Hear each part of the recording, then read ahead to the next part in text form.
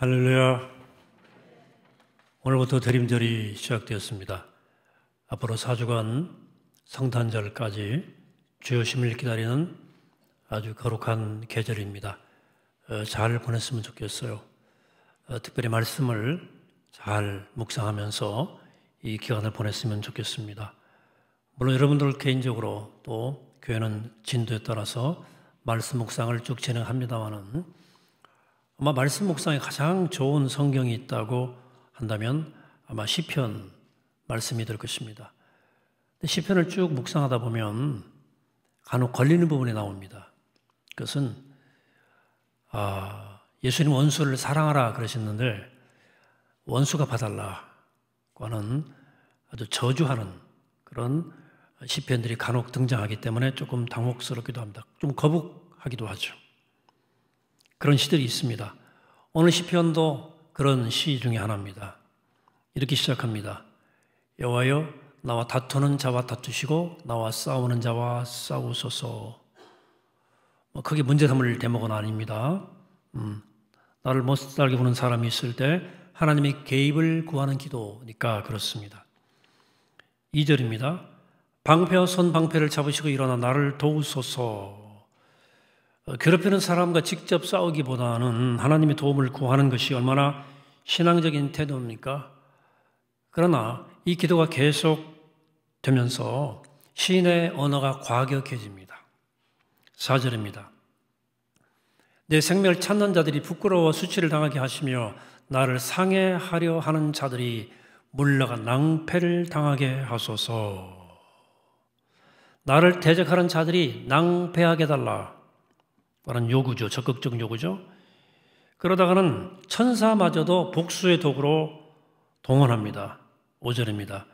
그들을 바람 앞에 겨와 같게 하시고 여호와의 천사가 그들을 몰아내게 하소서. 그들의 길을 어둡고 미끄럽게 하시며 여호와의 천사가 그들을 뒤쫓게 하소서. 천사를 동원해요. 급기야 시인은 자신을 괴롭히는 사람들을 좀 망하게 해달라고 하는 속내를 결국 드러내게 됩니다. 8절입니다. 멸망이 순식간에 그에게 닥치게 하시며 그가 숨긴 그물에 자기가 잡히게 하시며 멸망 중에 떨어지게 하소서. 망하게 해달라는 기도, 이런 기도가 해도 괜찮은 겁니까? 시인의 기도는 기도라기보다 저주에 가깝습니다. 여러분 성경의 에베소서에서 이렇게 분명히 말씀했거든요. 너희는 모든 악독과 노함과 분냄과 떠드는 것과 비방하는 것을 모든 악의와 함께 버리고 서로 친절하게 하며 불쌍히 여기며 서로 용서하기를 하나님이 그리스도 안에서 너희를 용서하심 같이 하라고 말씀했는데 이런 말씀들과 앞에 시편이 어떻게 조화롭게 양립이 가능하겠습니까? 여러분 시편에는 유형들이 있습니다. 이 시편 35편은 그 유형상 탄식시에 속합니다. 시편에 여러 가지 유형의 시가 있는데요. 대표 감사시, 또 찬송시, 찬양시, 또 기도시, 묵상시, 또 하나님의 신뢰는 절대 신뢰시도 있고요. 또 탄식시가 있습니다. 이 탄식시에는 개인의 탄식이 있고 공동체의 탄식시가 있습니다. 오늘 이 35편은 개인 탄식시에 해당하는 그 시편입니다. 근데 성사학자들은 또 이 세분하기를 시편 35편처럼 격한 분노의 감정과 복수심을 드러내는 시편들을 별도로 cursing psalms라고 해서 저주 시편이라고 이름 붙였습니다. 오늘 35편 이외에도 58편, 59편, 그리고 109편, 137편, 140편 등등이 저주 시편에 속합니다. 시편 58편 이렇게 기도합니다.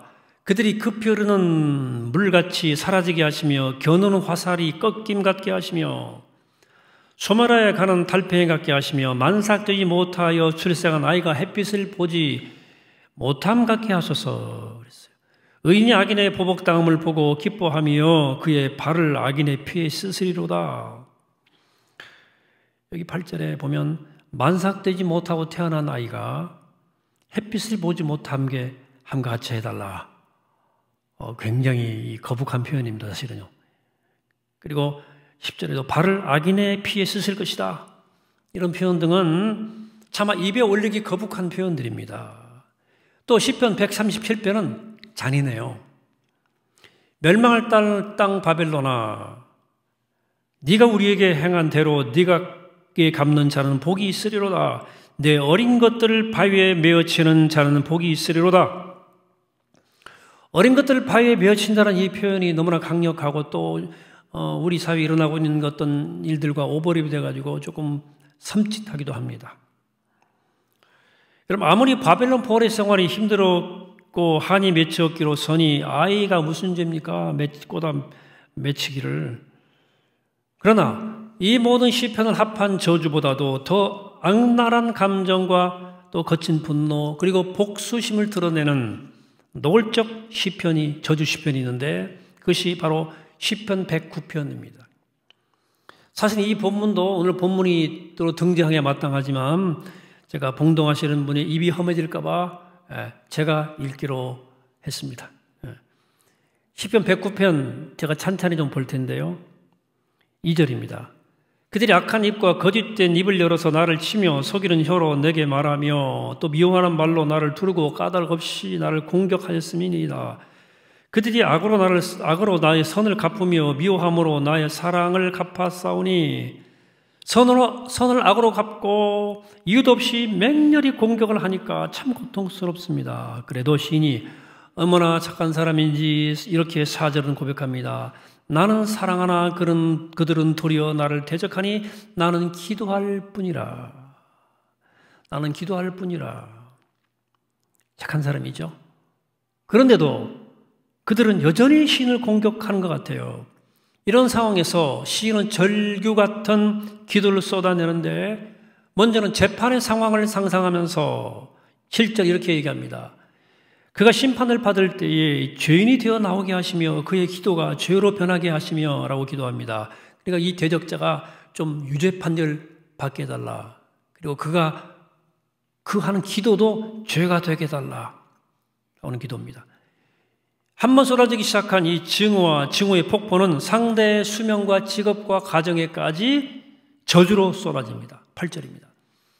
그 연수를 짧게 하시며 그의 직분을 타인에게 빼앗게 하시며 그리고 그의 자녀는 고아가 되고 그 아내는 과부가 되며 그의 자녀들은 유리하며 구걸하고 그들의 황폐한 집을 떠나서 빌어먹게 하소서. 표현 세죠? 재산도 예외가 없는데요. 11절 제가 실감나게 표준 세번역으로 보는데요. 빚쟁이가 그 모든 재산을 모두 가져가고 낯선 사람들이 들이닥쳐서 재산을 모두 약탈하게 하십시오. 그에게 사랑을 베풀 사람이 없게 하시고 그 고아들에게 은혜를 베풀어 줄 자도 없게 하십시오. 이렇게 말합니다. 이 시인의 저주는 그 집안의 후대까지 이릅니다. 13절 그의 자손이 끊어지게 하시며 후대에 그들의 이름이 지워지게 하소서. 시인은 그 저주의 대열에 하나님까지 끌어들이는데요. 14절에 여호와여 그의 조상들의 죄악을 기억하시며 그의 어머니의 죄를 지워버리지 마시고 그 죄악을 항상 여호와 앞에 있게 하사 그들의 기억을 땅에서 끊으소서. 하나님 있는 사람이 이런 기도해도 됩니까? 어떻게 생각하세요? 이게 너무 셌다고 생각했는지 누군가로 비난받을 수 있다고 생각했는지 시인은 이유를 밝혀요. 16절에 그가 인자를 베풀 일을 생각하지 아니하고 가난하고 궁핍한 자와 마음이 상한 자를 핍박하여 죽이려 했기 때문입니다. 이렇게 이유를 밝힌 것도 성에 차지 않았던지 시인은 저주를 그만둘 생각은 전혀 없습니다. 시인의 저주는 처절하고 철저하고 광범위합니다. 아예 끝장을 보려고 하는 태도로 저주를 퍼붓습니다. 17절 표준 세번역으로 봅니다. 그가 저주하기를 좋아하였으니 그 저주가 그에게 내리게 하십시오. 축복하기를 싫어하였으니 복이 그에게서 멀어지게 하십시오. 저주하기를 온짓듯 하였으니 저주가 물처럼 그의 뱃속까지 스며들고 기름처럼 그의 뱃속에게까지 배어들게 하십시오. 그 저주가 그에게는 언제나 입은 것 같고 항상 띠는 띠와 같게 하십시오. 여러분 성경에 이런 기도가 있습니다. 기억나세요? 이거 볼 때 목에 걸리지 않았습니까? 여러분 그리스도인들이 이런 기도를 드려도 되는 걸까요? 하나님 있는 사람들이? 그런데 거룩하고 성스러운 이 성경책에 이런 기도가 버젓이 나오고 있으니까 어떻게 이걸 해석해야 되겠습니까? 평상심을 가진 사람들은 이 저주 시편을 읽을 때 깜짝 놀랍니다. 근데 간혹 속이 후련해지는 사람도 있다 그래요. 그래도 이런 극단적이고 부정적인 감정을 여과없이 쏟아내는 저주 시편은 아무리 그래도 좀 부담스러운 표현입니다. 또 그걸 기도라고 그대로 우리가 따라서 반복하기에는 좀 내키기 어려운 그런 기도예요. 하지만 이 저주 시편들은 인간의 심리와 영적 치료에 있어서 굉장히 깊은 통찰을 보여주는 시편들입니다. 오늘 제가 그것을 여러분들에게 말씀드리려고 하는 겁니다. 이 시편의 의미, 첫째, 저주 시편의 의미를 찾으려 그러실 때 가장 먼저 고려할 대상은 이 시인의 대화 상대입니다. 지금 시인이 그 악한 감정과 독서를 퍼붓고 있는 대상이 누굽니까? 대상이 자기를 괴롭히는 그 사람입니까? 하나님이에요. 여러분, 대상이 누구냐에 따라서 악한 감정이나 독서는 성격이 완벽히 달라집니다. 여러분, 악한 감정이나 독서를 사람을 향해서 향할 때는 저주가 됩니다. 그러나 하나님을 향할 때는 절규가 되는 것입니다. 여러분, 저주가 증오에서 나온다면 절규는 기도에서 나오는 거예요. 이렇게 증오와 기도의 바탕은 그 바탕이 완전히 다릅니다. 여러분, 증오의 바탕이 마음이라면 기도의 바탕은 영이에요. 영. 여러분, 그러므로 마음과 영을 늘 분별해야 됩니다. 이게 내 마음의 일인지 영의 일인지.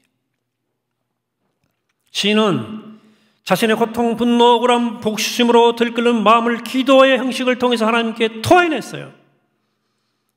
이렇게 하다 보니까 자기도 모르게 그 마음의 바탕에 어떤 변화가 오기 시작하는 거예요.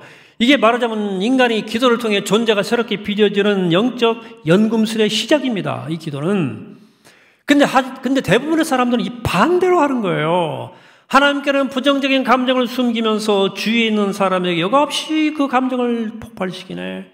대개는 그 대상은 가까운 사람이거나 연약하고 힘없는 사람들일 경우가 많습니다. 여러분, 상사와 부하 관계, 고용인과 고용주의 관계, 혹은 집의 피집의 관계에서 이런 일이 일어날 때 우린 그것을 갑질이라고 말합니다. 이런 갑질은 여러분들 가정 안에서도 알게 모르게 수시로 일어납니다. 대개는 부모가 갑질하죠. 여러분, 솔직함은 양면의 칼입니다. 양날의 칼입니다. 내 거짓과 윗선을 고백할 때는 고백한 용기가 있을 때는 미덕이지만 남에게 감정이나 독서를 쏟아내는 무분별함은 악질적인 행위입니다. 이런 사람들은 흔히 이렇게 말하죠.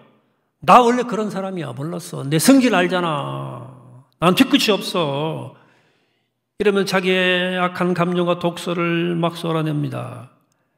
여러분, 감정과 욕망의 솔직함은 가해자에게는 자기 합리화의 도구지만 피해자에게는 평생 헤어나오지 못할 고통과 상처를 입히는 흉기가 되는 것입니다. 부모, 교사, 상사, 성직자 등 권위를 위치해 있는 사람들의 무분별함, 무책임한 솔직함 때문에 평생 고통 가운데 헤매는 사람들이 의외로 많다는 사실을 기억하십시오. 아마 내가 솔직하다는 걸 빙자해가지고 내 하고 싶은 속생각, 속감정을 그대로 다 드러낸다면 바로 거기가 지옥입니다.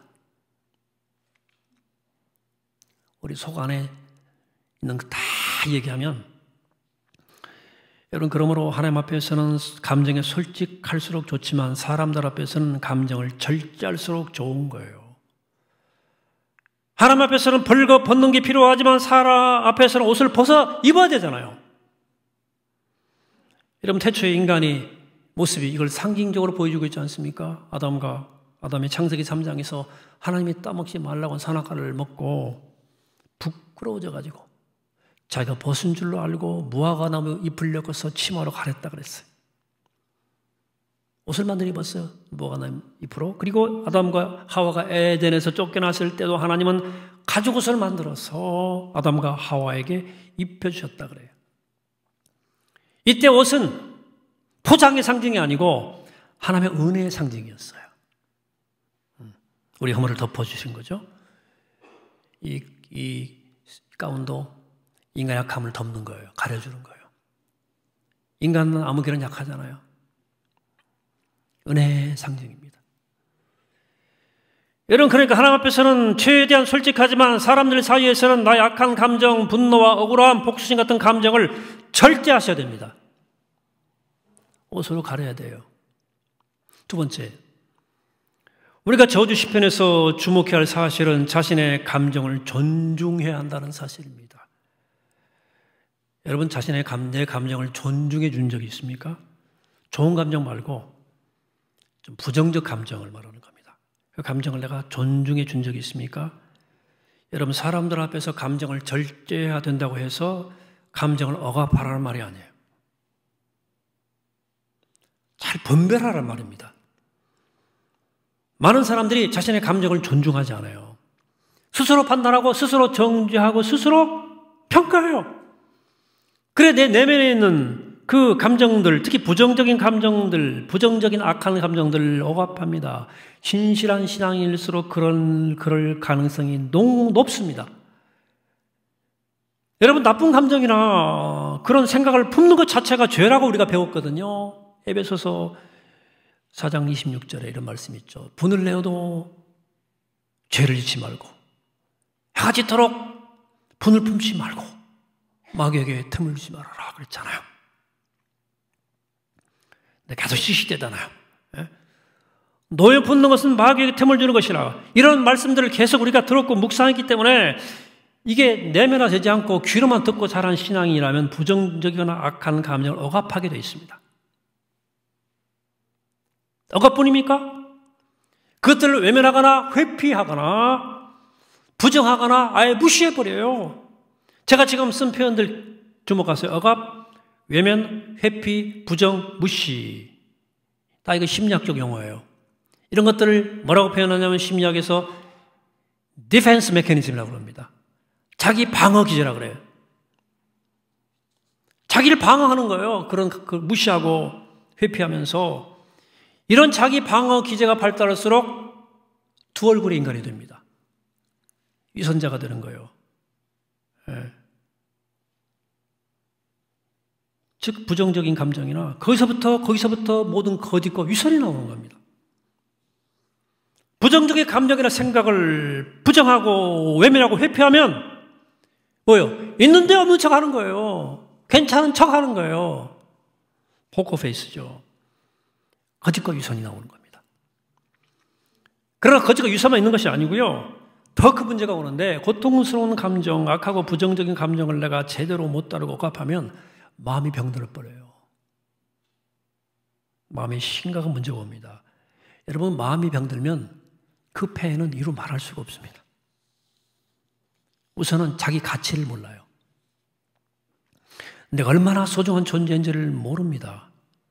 당연히 자신감도 자긍심도 없죠.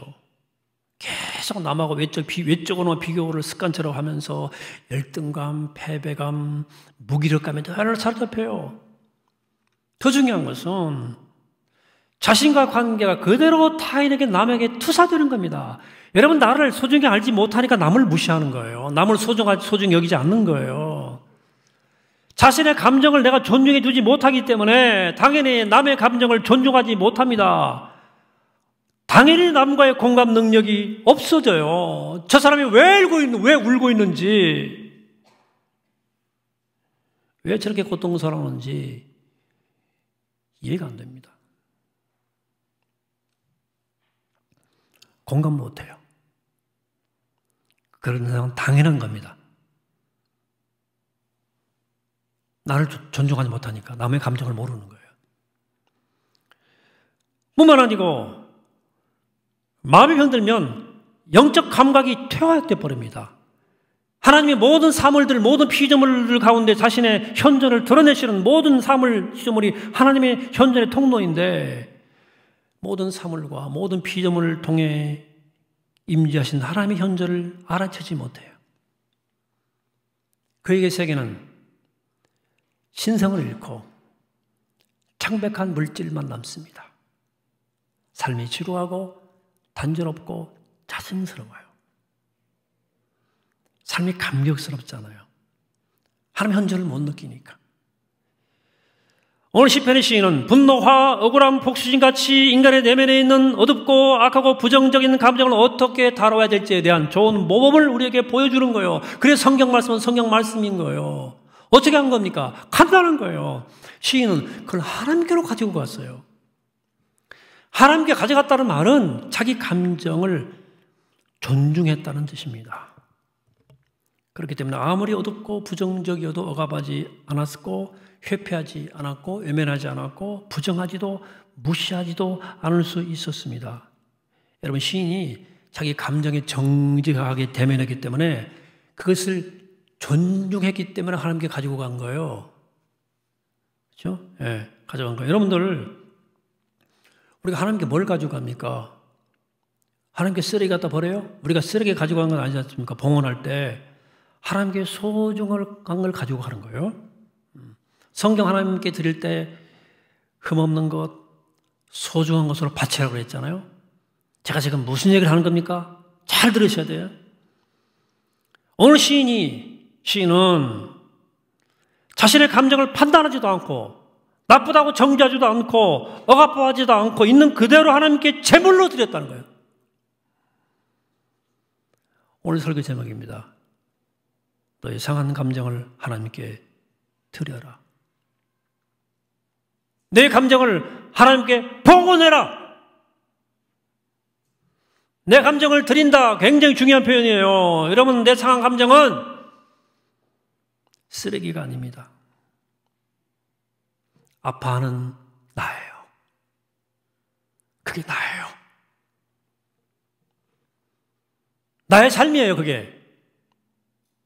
근데 우리가 스스로 쓰레기라고 단정해버리고 억압하고 외면하고 부정하니까 그 부정적인 감정이 더 휘말리는 거예요. 내가 그 아파하는 감정을 못 살게 구니까 걔가 나를 못 살게 구는 거예요. 내가 내 감정을 존중해 주지 않으니까 너 기분 나쁘지, 화나지 이렇게 안 해주니까 그 감정이 나를 존중하지 않고 나를 괴롭히는 겁니다. 여러분, 그렇습니다. 시인이 자신의 감정을 존중했기 때문에 하나님께 봉헌한 거예요. 하나님께 자신의 감정을 드림으로써 그런 감정에 시달리는 자기 자신을 있는 그대로 수용하고 사랑하고 있었던 거예요. 사랑하는 여러분, 내 감정을 하나님께 드려본 적이 있습니까? 여러분, 감정을 봉헌한 적이 있습니까? 상한 감정, 분노, 독설, 복수심 같은 악이 가득한 부정적 감정들을 하나님께 그대로 드려본 적이 있냐고요? 그냥 혼자 씩씩거리고 아니면 혼자 막 죄책감에 시달리고 막 꽁꽁 가슴에 숨기고 허구한 날 혼자 끙끙대지 않았습니까? 여러분, 상한 감정은 죽게 드리는 거예요. 이걸 깨달으면 영적으로 굉장히 중요한 발견입니다. 시편 109편, 130편 이런 시편들은 여러분의 감정을 하나님께 드림을 통해서 시인을 괴롭혔던, 시인은 자기를 괴롭혔던 감정들, 혼자 끙끙대고 처리하지 못했던 그 부패가, 그 내 안에 있는 그 어떤 노폐물 같은 감정들을 하나님 손에 맡긴 거예요.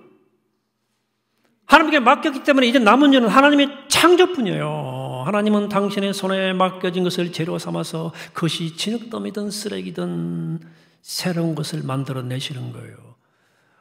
우린 그 과정을 잘 모르죠. 그건 오롯이 하나님께 속한 신비입니다. 우리가 할 수 있는 것은 그저 하나님께 맡기는 거예요. 하나님께 드리는 거예요. 하나님은 그 쓰레기 더미에서 향기로운 장미꽃 한 송이를 피워내실 것입니다.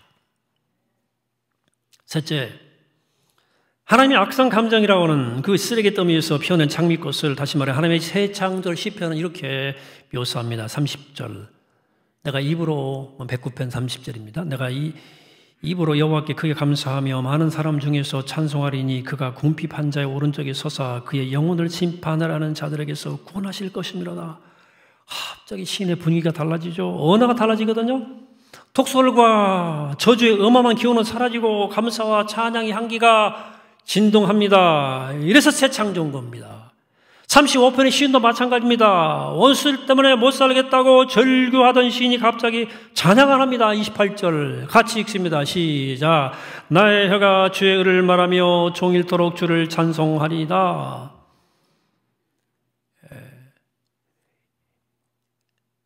분위기 반전이죠.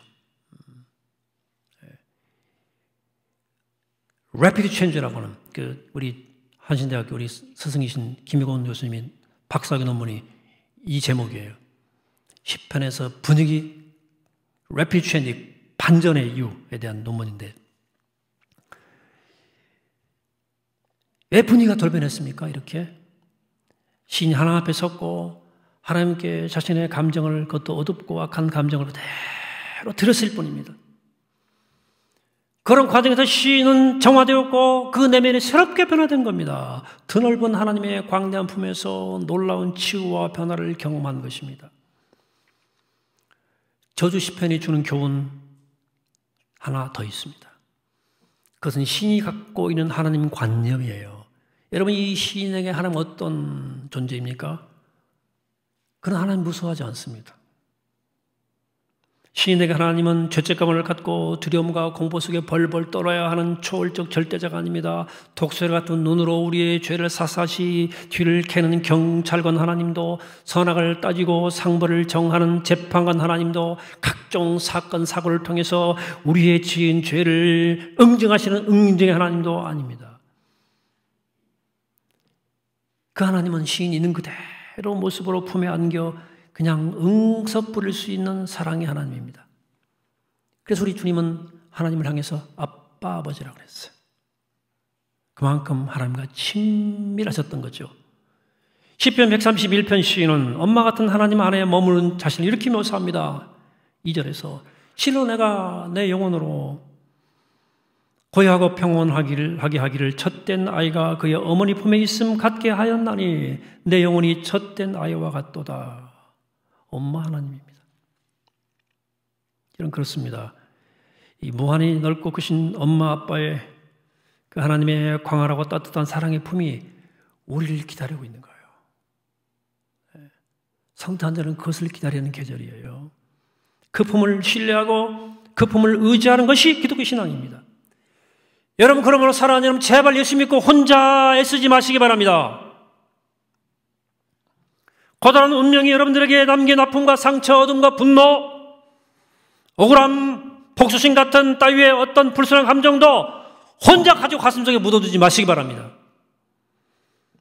아무리 그것이 쓰레기 같아 보여도 내 삶의 일부니까 그게 나니까 연민을 가지고 소중하게 대하셔. 있는 그대로 하나님께 토해내세요. 숨기지 말고 하나님께 드려라고 말입니다. 내 감정을 좀 봉헌해라. 하나님은 우리의 감정을 절대 판단하지 않으십니다. 사람들은 판단하지만 하나님은 판단하기보다도 오히려 그런 감정에 시달리고 괴로워하는 여러분과 함께 여러분들을 품으시고 여러분과 함께 아파하시는 하나님이에요. 아빠, 아버지, 엄마, 아버지예요. 하나님이에요. 여러분 그런 걸 하나님께 기회를 좀 드리세요. 하나님께 기회를 혼자 끙끙 앓지 말고 따뜻하고 그 하나님의 품이 여러분들의 축축한 어두운 여러분들의 상한 감정 속에 아름다운 꽃단성이 피어날 수 있도록 하는 게 신앙이에요. 여러분 대림절입니다. 더욱 주님께 가까이 나오게 되기를 축복합니다. 가까이 나오되 오늘 주제는 이겁니다. 여러분들의 상한 감정을 드리세요. 이번 성탄에 황금 요양 몰약을 드릴 때 여러분들의 상한 감정을 하나님께 봉헌하세요. 하나님께 드리세요. 힘들고 아픈 내 마음을 하나님의 새 창조의 손길에 맡기게 되기를 축복합니다. 그래 내 상한 감정을 하나님께 드리는 그 시간을 통하여 하나님께 새롭게 받아들이고 하나님 손에 새롭게 지음받는 여러분 되시기를 이 아침에 주의 이름으로 간절히 축원합니다. 걸어가신 하나님, 오늘 저희들의 살아오면서 받은 상한 마음들, 아픔, 상처, 어두운 분노, 억울한 마음, 복사오신 마음, 모든 감정을 하나님께 드립니다. 하나님 내 모든 감정을 팔아주시고 나를 새롭게 빚어주시고 치유하시고 하나님의 기뻐하시는 모습으로 변화시켜 주시옵소서. 이 대림절 오시는 주님을 기다리며 우리가 주 앞에 예물을 드릴 때에 우리의 상한 감정, 악한 감정, 나쁜 감정, 슬픈 감정 하나님께 다 드려 봉헌해서 주께서 책임지시는 놀라운 역사를 경험하는 우리가 되게 하여 주옵소서. 생명 되신 예수 그리스도의 이름으로 기도하옵나이다. 아멘.